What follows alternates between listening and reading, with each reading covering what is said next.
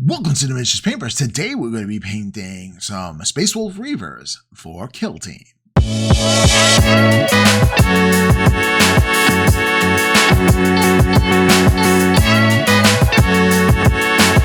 What's up, TMP fans? Today we're going to teach a couple of techniques that are going to go in here. We're going to talk a little bit about base coating, my new base coating for my Space Wolves. And then we're going to speak about how we do leather. A quick way to do leather. Another thing we're going to discuss today is we're going to talk about yellow and doing a deep yellow and how to do that for the pauldrons of the Space Wolves. We're also going to be speaking about pin washing and some new techniques that I've learned by doing pin washing.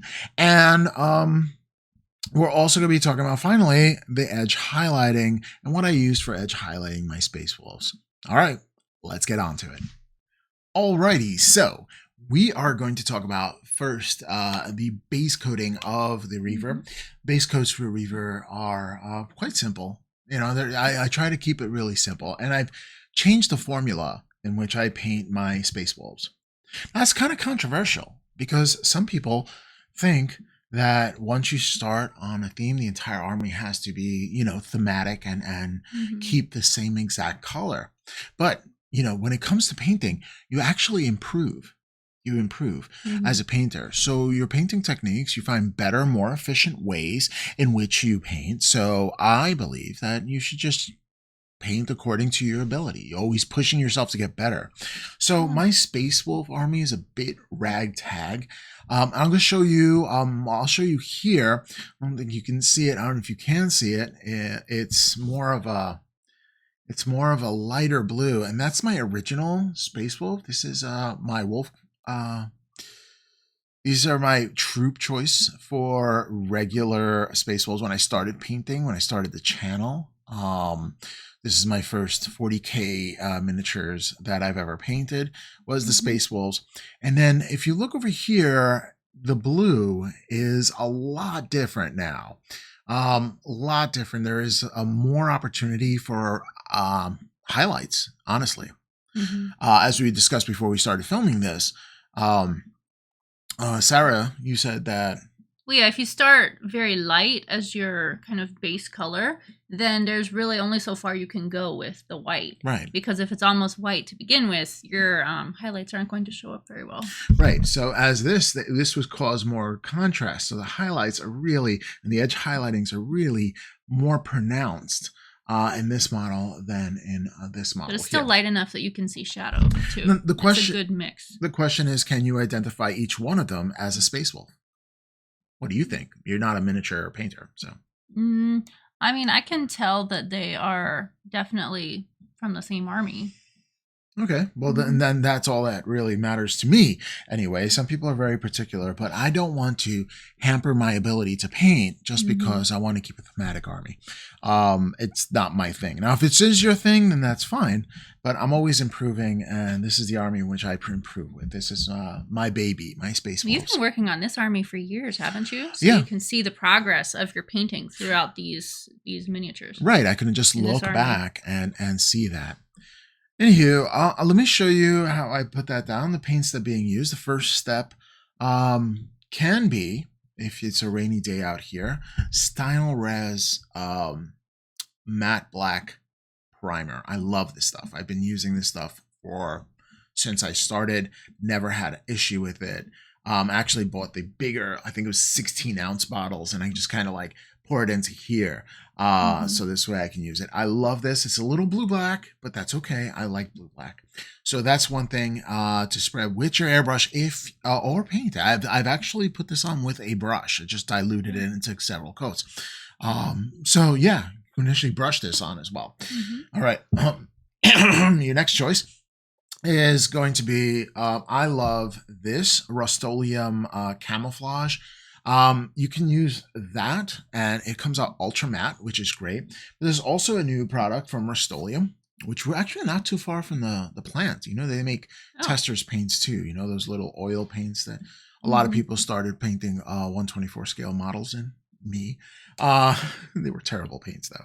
All right, in any case, This is another brand. I know this isn't black, but they do sell an ultra. All right, an ultra cover ultimate ultra matte paint.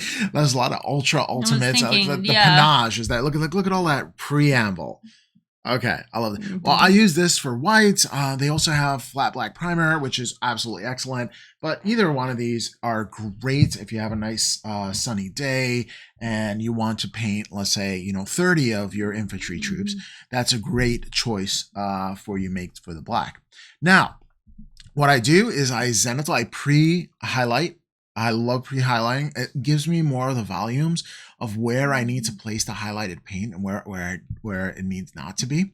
So in doing so, you can either take a Payne's gray ink. I like inks because they are so finely ground down.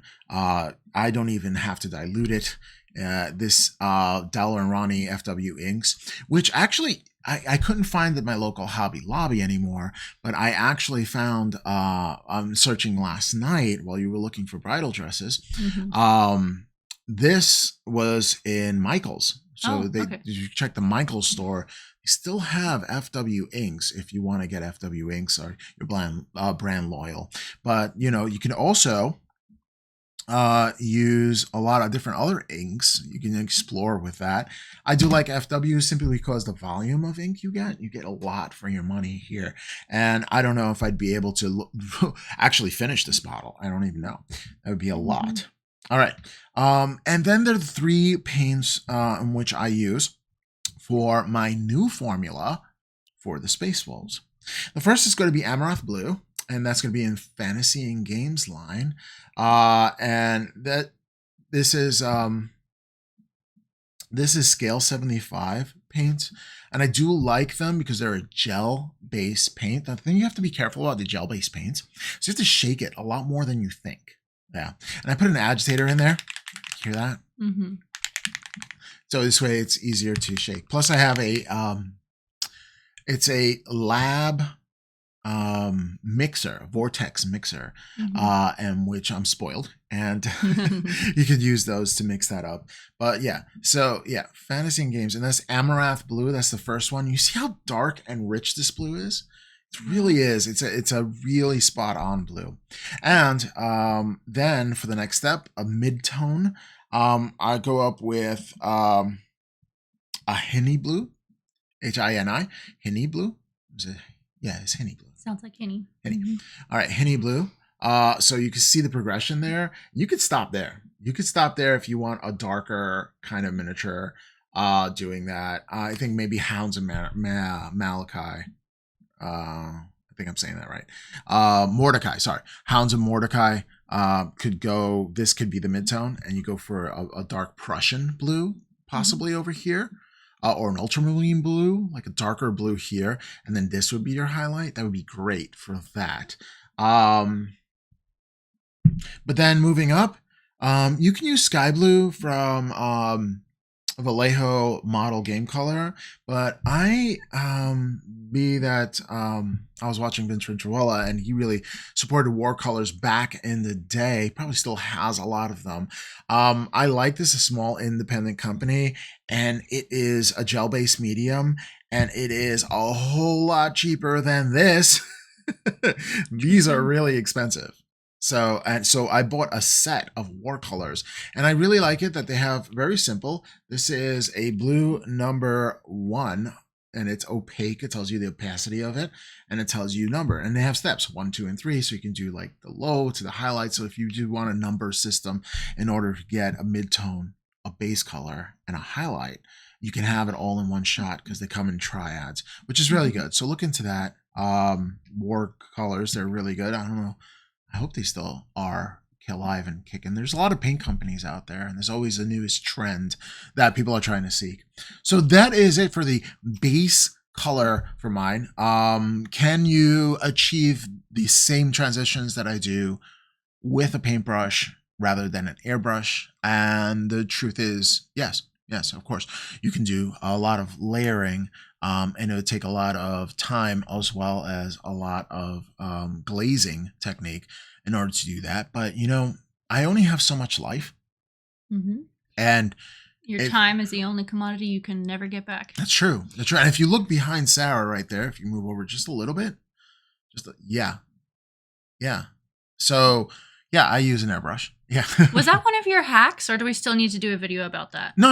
I mean, a lot of people use an airbrush. Okay. People don't like the hairbrush because they're traditionalists. It's sort of like Porsche owners, It's like, how dare you have like anti-lock brakes? That's not a Porsche, but we've known that anti-lock brakes are safer, right? So, yeah. And airbags, how dare you have an airbag in your Porsche? That's not Porsche. You can live silly like that if you want to. Or you can get a life. Well, I wouldn't say that now. Really. So in any case, if... No, but not to put down anybody who wants to do the brush. I mean, I think that's... Oh, I meant about the Porsche and the no airbags. We're going to get a lot of feedback from Porsche owners here. Well, I hope we have a lot of Porsche owners. Or is it Porsche? Well, honestly, if you ever want to meet the miniature paintbrush, come in your Porsche and give us a little ride. Yeah. You won't fit in the back seat, though. Just one at a time. Yeah. Yes. I don't know. I'm all right. Yeah, good. All right. In any case, we got real off topic there. But the thing is that however your hobby is right. So it's your hobby, right? It is your hobby. So that is that. Alrighty. So starting up with the leather. Now leather is quite interesting. We're going to do leather. We're going to do the black undercoats of the ceramite for the Reivers. We're going to talk about highlighting and even gold. A very simple way to do gold. Now, I do simplify a lot of the techniques that I use. When I started painting my infantry for the Space Wolves in general, I did a lot of non-metallic metal gold because I wanted to practice the technique. However, painting an entire army and again, saving on time, it didn't seem practical to do all my gold, non-metallic gold. So what I did shift to is certain colors and techniques. Well, we're going to start with the underneath the ceramite armor. Now I do use Vallejo model color black. I do like Vallejo model color black. I think it's a very matte black. I do think that there's an oxidation kind of period with it where it does get thick and chunky. So you have to be very, very careful with leaving it open. But if you keep it flowing, possibly some flow improver might help.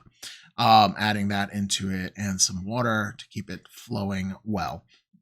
I think that would definitely help you, but this definitely is a true black as opposed to the Stynylrez Res black, which is more of a bluish black. There's some blue in there.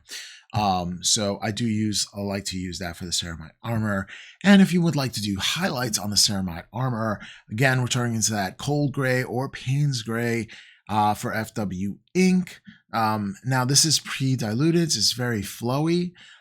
Which means you don't need a whole lot of it to get highlights in there. You could do 2-stage. You could do a warmer. You could do a warmer ink and then let that dry completely. That's the trick. And then do a layer, layer on another color of this cold gray FW ink. And if you do that, you'll have a 2-layer spot highlight. So the highlight looks like it's gleaming in one area. You know how you have something shiny and it's like bing, like that little white thing. You can go all the way up to white with that. You can go crazy with that if you want to. Again, if you're painting an army, however, this step as a highlight, it's good enough and it will show up very, very well. So for my leather, now, and leather for me it can be very, very complex. In fact, there's a kit from Scale 75 that is just leather and it's like 8 different kinds of things. So if you're doing competition painting, I would recommend you follow those steps, but a lot of people have recipes for leather, to be honest, and all are really pretty good, because there's a lot of things like distressed leather, and that's what I was going for. The edges of the leather, they're in war. They want to be a little more distressed. So I followed the technique, and I use Citadels here. I start off with a Rhinox hide. This is a very red-brown leather, a color that you can use that as a base coat here. And I do a single highlight step. Again, you can do a lighter beige or even a tan or a tau or a desert sand to go in there. But my mid-tone here would be a more worn fang brown. Okay, so that is my second technique for using that highlight. Now, this is great. This 1-2 punch, this 1-2 step would be absolutely amazing for just giving that leathery appeal, and you're painting many army, many units, and it's just infantry, you got 30 to go through. 1-2 step, done, and that's easy, like kind of hack that you can do when you want to paint quickly. Again, you can go as deep into the rabbit hole as you want to and really get into some of the yellows for leather and getting distressed, different types. You see, the thing with the highlights are, if you do like tonal variations inside the highlight, it increases the depth of the leather or any kind of surface. Or like for little tears in the leather. That Right. would be the Some are more yellowish tan color. I think your best option, especially if you're doing painting for competition, would be definitely to take a picture of leather and try to recreate that on a canvas, and then try to recreate that on a miniature. And once you have your technique dialed in, wash, rinse, and repeat if you want to do that. However, I'm army painting, and right now I'm not painting for competition, so we'll do that. Finally, I would like to talk about gold. Now, gold is quite easy for me. What I use here is Vallejo metal color gold. It has little, I love those. I love the agitators. Yeah, I know. I love the agitators here. And I bought a whole bunch of agitators from Army Painter, which Army Painter, the paint itself is really coming up. I still want to get that line of speed paints, which the 2.0, which is amazing. One day, maybe. One day. Once I've used those up, I can. A little bit. All right. So in any case, Vallejo metal color, I do like that. This is a simple hack. Again, gold, you can go. Some people actually get finely ground pieces of 10 karat and 14 karat gold powder. Wow. And they put it into there. Yeah. So it has to be super finely ground so it can have that metallic kind of quality into it. So you can go down the rabbit hole with each one of these. Being that I'm going to be painting an army, I want it to look fantastic on the table. I want people to grab the miniature and say, wow, that really looks cool. But, we're not under spotlights for a painting competition that has I don't know how many Kelvin of red light is in there and matching, and it's not going to be flooded from all angles. We're in a game store, and people are just using game store lights, probably fluorescent or something like that, and they're just going to look at it, And if you look at it like that, and you look, I want the miniature to look good when it's this close to your face. Some people are like, oh, as long as it looks good from like out here, it would be okay. I was a big guy right there. That's a big dude. All right. Yeah. So I wanted to make sure that it looks good when you're looking at it like this and people are ogling over it. And that's the satisfaction that I get. That's the level of painting that I want to do. Okay. So let's talk yellow. So for the pauldrons that I have on the shoulder, Space Wolf colors are yellow. And what I do here for the recipe, again, trying to keep it as simple as possible for wargaming, is I start with an Averland Sunset. I love Averland Sunset for yellow. It's a deep, rich, as you said, Dijon-y mustard kind of yellow, which is great for a base color. And then for highlight colors, I shift on to a Uriel yellow. You see how bright contrast in there. You might want to go Flash Gitz yellow as well. That can work very simply. So putting on the base layer, putting on a highlight, again, you can use airbrush or you can glaze on the lighter color, but glazing on yellow is tricky to say the least. if you want to have a good time, you do the airbrush. It's sort of like white. If you want a good time, yeah, you kind of airbrush that.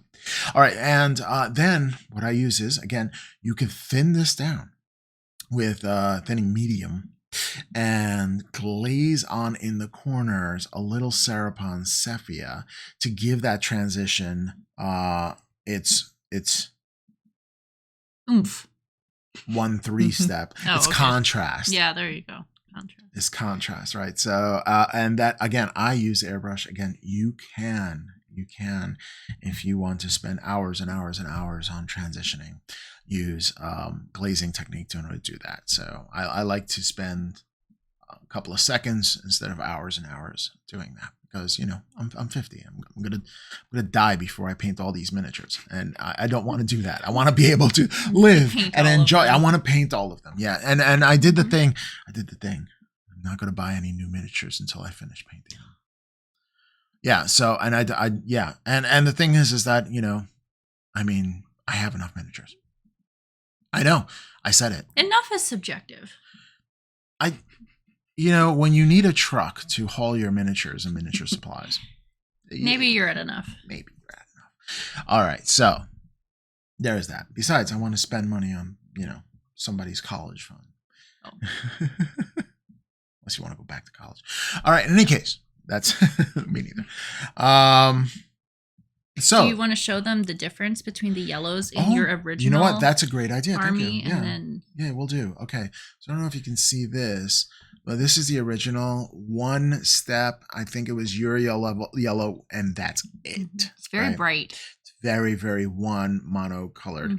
And over here, it's more mustardy with shadows in the corners, really bringing out some depth and having that contrast go through it. So this is just flat coat. And this is a 3-stage definitely yellow. Looks more metallic. The more recent one looks much more metallic, whereas the first one looks more like plastic, maybe, or like a hard non-metallic surface. Right. So that's what I was going for there. All right. Okay, we've achieved the level of pin washing, and that's the level we're going to get into right now. There's a lot of different techniques that I use for pin washing. There's a lot of things that you can do for pin washing. One of the techniques that I've used before was to wash the entire miniature, which is not pin washing. That's just washing, right? But I've always found that tinted the entire miniature, and it'll just take away or detract from all the previous layers. Now, you can use that technique if you want to kind of unify the entire piece and you're just blazing through miniatures. But I just found that I put in a lot of effort in creating the tonal variations that I don't want to discolor them. So then I turned to pin washing, which I've used several techniques. One was that you spray paint the miniature in gloss paint, just glossy coat. To preserve the miniature, and that does 2 steps. One, it locks in all the previous colors that you've done. So if you make a mistake, you want to peel it off, that's fine. It's not acrylic.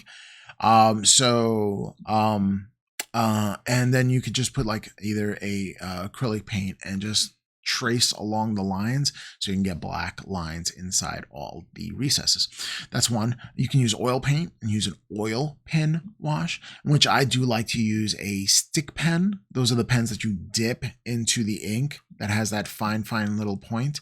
And then just with it being paint and gloss, you just tap it on one of the recesses and it'll actually flow into all the lines, and it'll start doing that. Yeah. So that's a pretty cool effect. And I learned how to do that on my Tau, where I did that, but messing with the oil paint and diluting it for a long time can be tricky because you never get the exact consistency over and over again. And there is a shelf life to it. So there's that. And then the next step that I use in evolution is the Micron pen that also I learned how to use while painting my Tau project.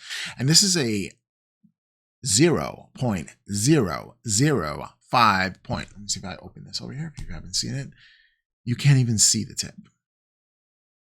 Just the tip. You cannot see it. But so you're saying you stick only the tip into the recesses.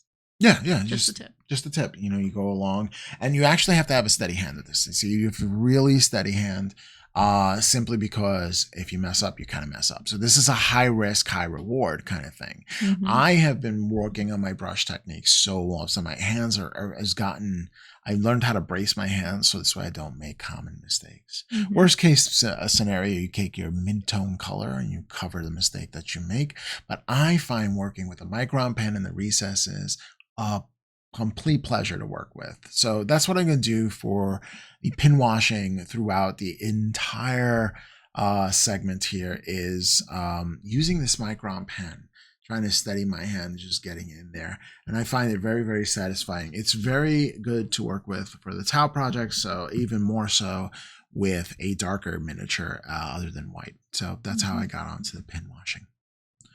Okay, so next up, we're going to talk about freehand on your models. Now, a lot of people are very scared of freehanding. And one of the ways in which you can improve freehanding is getting yourself a traditional sketchbook. Just start drawing stuff. That's it. That's all it is. Draw shapes, draw squares, draw circles, draw rectangles, draw multi-sided figures like a pentagon, or any kind of like figure. Evolve into drawing 3D objects like 3D boxes and 3D shapes and stuff like that. Once you've gotten those basic shapes in there and you want to do a character, if you can see that this is a circle, right? Here's the jawline, which is a different shape there. And you can do it in 3D, and you can actually do modeling like that. The chairs, this is a circle connecting onto a long part, which is almost like a cylinder? Cylinder. Yeah, you can do a cylinder to another circle, cones. If you do those shapes in there, you get an idea of what the body shape is going to be, and then you can start, drawing like that. But there's plenty of sketching. I mean, what you're doing is trying to bring art into miniature painting, and practicing your art techniques would definitely help you go a long way into bringing your miniatures to that next level, and doing it so quickly that it would be beneficial for you. Now, what I did is claw markings, and the claw markings are on the side of here. So what I did is I started. It's non-traditional. I did my own little claw markings because Reivers, I don't know, I just felt like it. And what I did is started with my micron pen just to do a rough outline. You can see it's a very rough outline because in order to smooth it out, you take your black paint. I took black paint. You could use any color you want on your freehand. And I just smooth it out with the brush strokes because the brush strokes are very, very smooth. I used a 1 size brush when I use things. I don't have a I don't have a 00 brush. I don't like that they don't hold a lot of paint, so I tend to use bigger brushes for my miniature painting, only because they hold a lot of paint. And all that really matters to me is the point. If the point is like precise and crisp, then I can do small drawings on it, and I don't have to dip my brush into paint as often. So that's how I do. Very similar small geometric shapes. I use the triangles. And I smooth out. It's very, very simple. A lot of people are very intimidated by freehand. But I always find if you have a rough sketch underneath, it really guides you. Another thing you can do for freehand, if you want to have everything painted, is get a decal and place the decal onto your miniature and then paint over it. Okay. Yeah, you can paint over it. No, not a big deal. It's almost like a stencil. Like a stencil. Yeah, exactly. So that's another thing. If you don't, it's almost like tracing at that point. So even if you don't want to improve your skill as, the artistic side of things, you could just pretty much trace it out. So those are the 2 things that I recommend for you to do. Don't be afraid of freehanding your models. A worst case scenario, you could paint over it. Okay. All right. Okay, so the last bit that I'd like to share with this painting tutorial, which is unconventional. I changed the format of the painting tutorial. If you do like this format of talking heads and just having a conversation about painting miniatures, then please just click that like button down there, and then click subscribe and all these other good things. It'll definitely help the channel out. And hit the bell notification so you can get reminders of when a new episode comes out. And I've switched from just, having content for the sake of content to trying to have more meaningful content. So the how often it comes out is not going to be as often as normal, like every week. I'm going to try to do those things.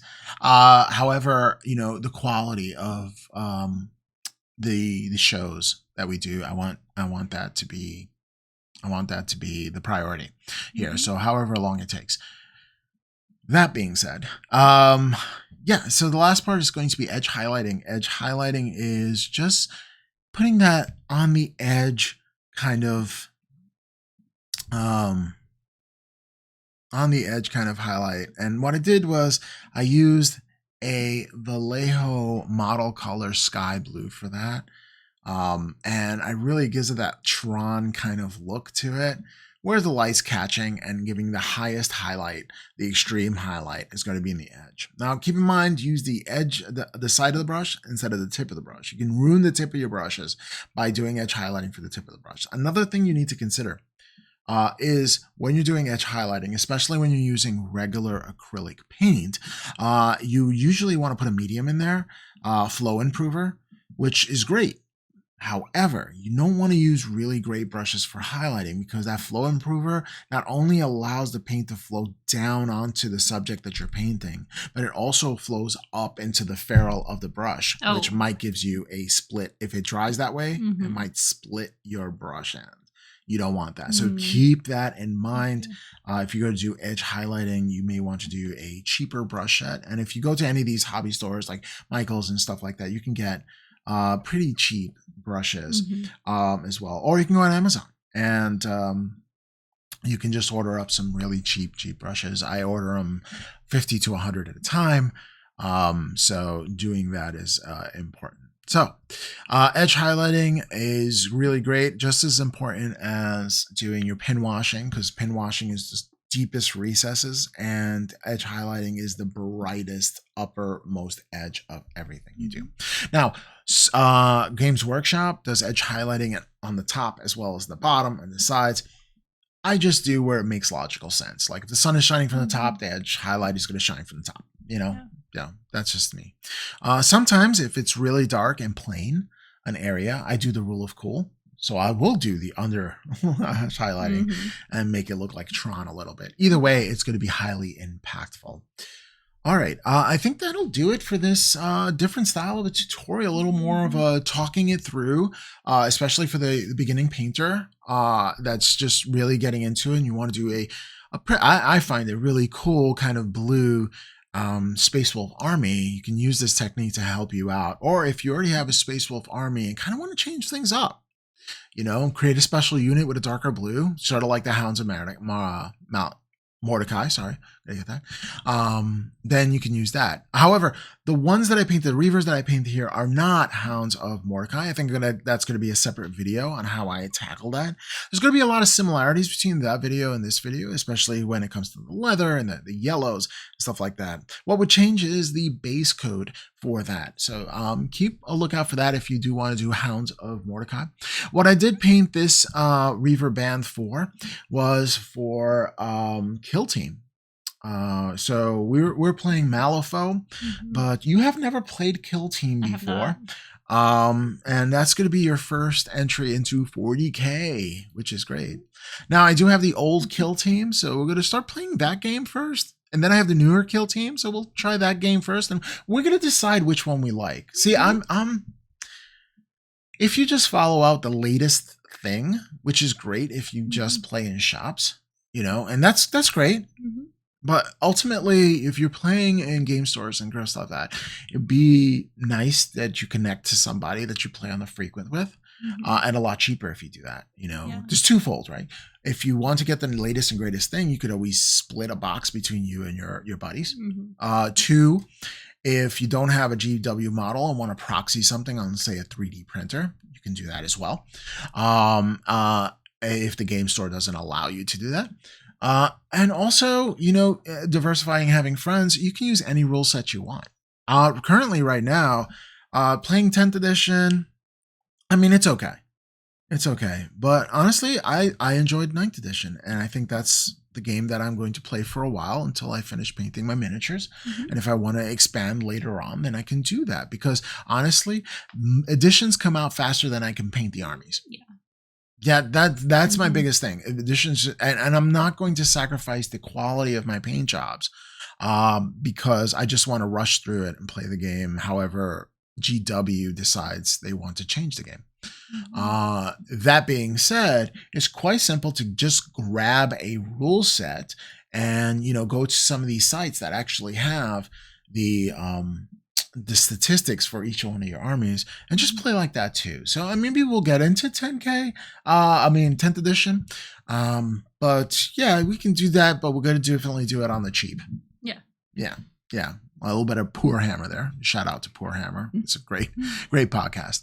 All right. So I think that we're kind of wrapped it up. Did you learn about painting some Space Wolves today? I did. I did not know about the pin washing. Yeah. That was a new technique that I learned today. That's insane. It's awesome. And, I want everybody here to have and take away at least one technique or improve at least one skill per video. And that's my goal for the channel, is that I want you to improve on your skills, become a better painter, and let the hobby be even more enjoyable for you. If you're on the edge of burnout, hopefully I can bring you back from that edge and you can come back and say, hey, you know what? I'm excited to try out this thing.